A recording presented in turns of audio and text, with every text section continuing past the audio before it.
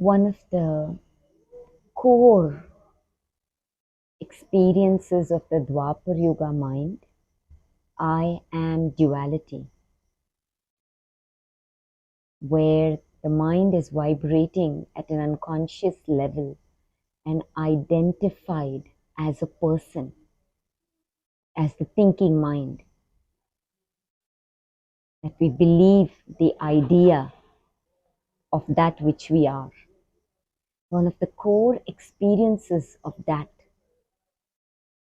is doubt.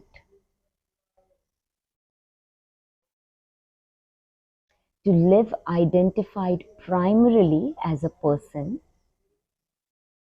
is to live unconsciously, and therefore the experience of that is to doubt. And naturally so, because the consciousness, that which we are, is everything. And then as the person, this is a state of mind that vibrates at a level where it constricts itself, simply an appearance, so that we can have this play. A person, that consciousness fragments itself as the masculine dominant energetic self into two parts, as if I am a person identified with the matter, the body. Awareness shrinks as if looking outwards from the eyes, what I feel, what I taste, this is what I am. And identified is this I am person, I put the world outside of me. And now, as consciousness, I have shrunk, and the conscious mind that I call myself as a person is this limited lit mind that I move from and as. And then naturally so, as this person moves through life and we are called to evolve, if we are primarily identified as this person, naturally living a reality, believing, right? It's a belief. This person is simply an idea, belief. This I, the name that I got, that my family gave me, the reality that I see, and the dynamics of our environment, the way that we relate. We relate, the Dwapar dual experiences to relate with each other, simply a play as a person, which really strengthens this experience to be separate self, to be a separate self. See others as separate from you, see life as separate from you. Right? So when we are called to evolve, when we are in this is a condition. And this condition, because the senses are facing outwards, we believe the reality that we see with our eyes. Right? The narratives that are there in our environment, right? That this is real, this is not real, this is true, this is not true. All based only on the senses. But what are our senses? Our senses, simply a gross level, vibrating state of consciousness, state of mind. So that becomes our reality. So naturally, when we are called to evolve, we start questioning. The we, as in the we, that is the mind, that is identified as a person. So life then, that which we are, is inviting us, see there is more to you than what your thinking mind knows. But identified as this personal mind, we question, we doubt. Unless I see it with my eyes, I will not believe it. Unless I touch it, I will not believe it. Unless I feel it. So we want and we desire experience, right? Very natural. I want us to sense into this, that this is a natural phenomena, an experience of the Dwapar dual mind, right? So we demand experience But what is this experience? This experience is determined by our senses, the linear conceptual mind. Unless it arrives into my experience of this mind, I can touch it, I can feel it, I can sense into it, I will not believe it. So the Dwapar flavor is always, if I see it, I will believe it. So it demands proof, and then that therefore limits itself to its thinking mind. It becomes its own obstacle from evolving, from expanding. It does not allow other experiences which are beyond the linear conceptual way of seeing, because it constricts itself. No, no, I want to understand. I want the answer. I want to see only in this format. So it becomes its own, the person is its own obstacle for its evolution. And that's why the invitation, surrender. Surrender the mind that demands to understand, to question. Surrender and be.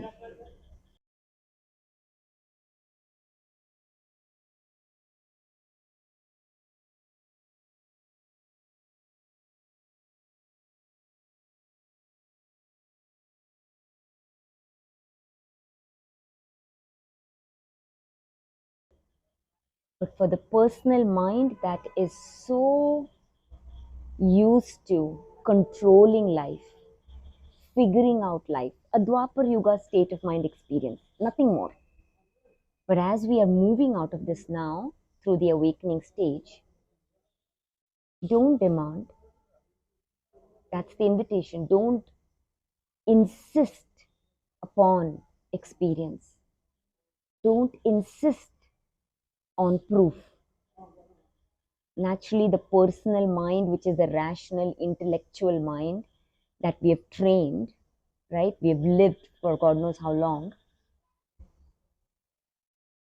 naturally wants that.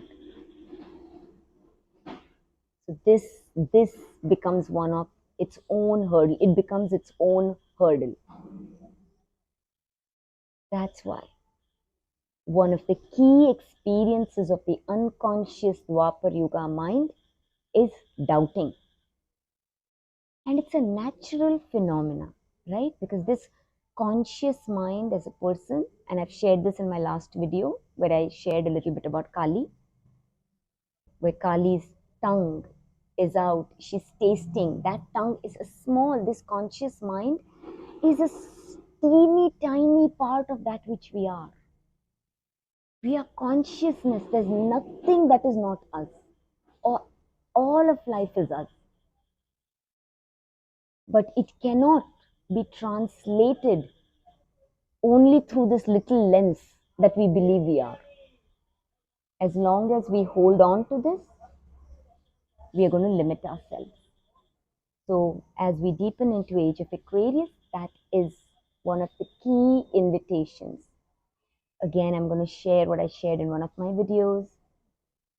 One of the most common questions I receive is self-realization or surrender.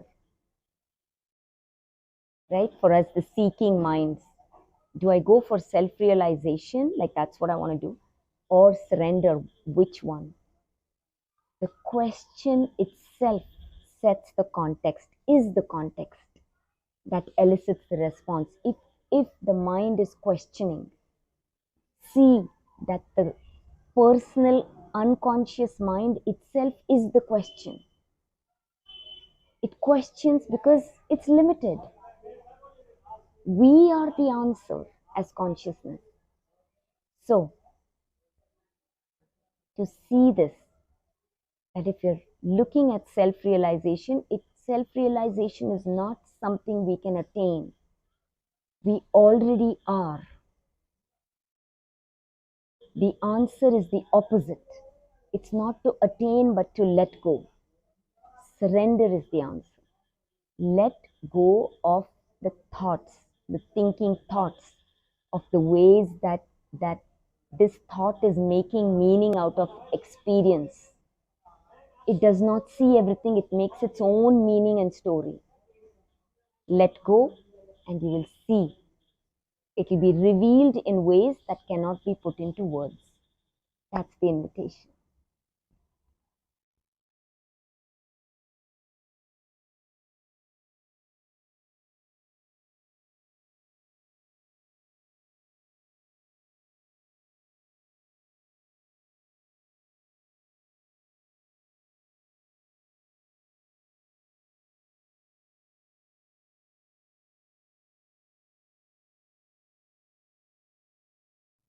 I'm at a sacred place called as Haridwar, up in the north of India, at this place called as Kashi Math.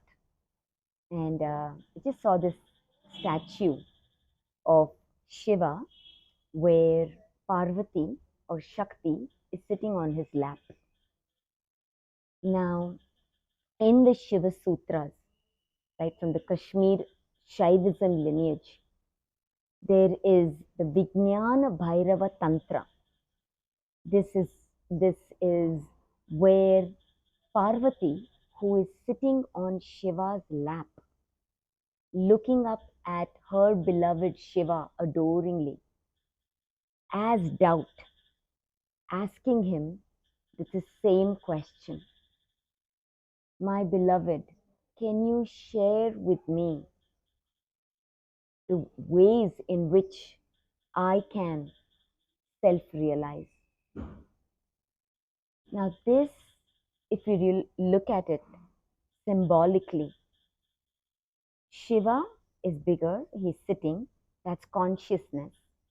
And then Parvati is a smaller form sitting on his lap. That's the state of mind that Shakti is playing as. That's what we're playing as a person. And her question itself, her doubt, is her state of mind. And she's asking her own self, Shiva, consciousness, for the answer. How do I self-realize? How do I know the nature of that which I am? What is true reality? And the beauty of this tantra is that's what you see, is that Shiva's response is not conceptual.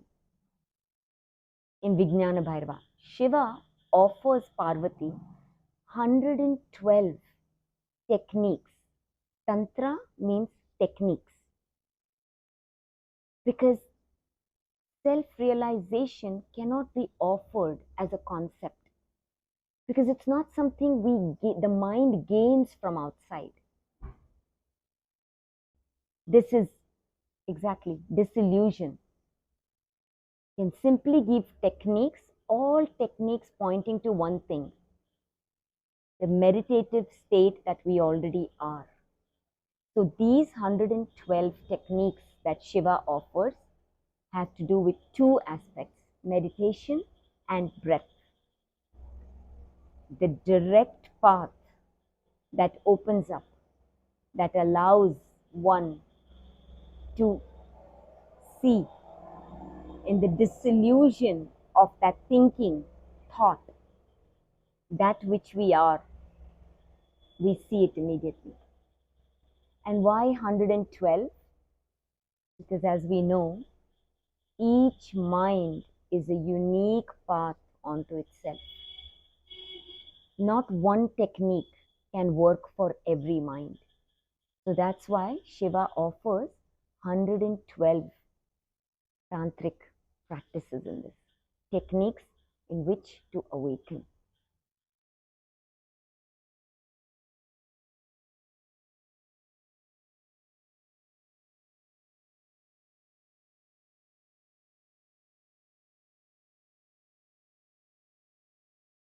This is from the Shiva Sutras. Just want to share that, to really see, that's why the nature of the person to be primarily identified with our relative experience at the level of form to be identified only with the intellectual, rational mind, body, thinking mind, world, five senses, is to live the unconscious experience of dwaparayuga, I am duality.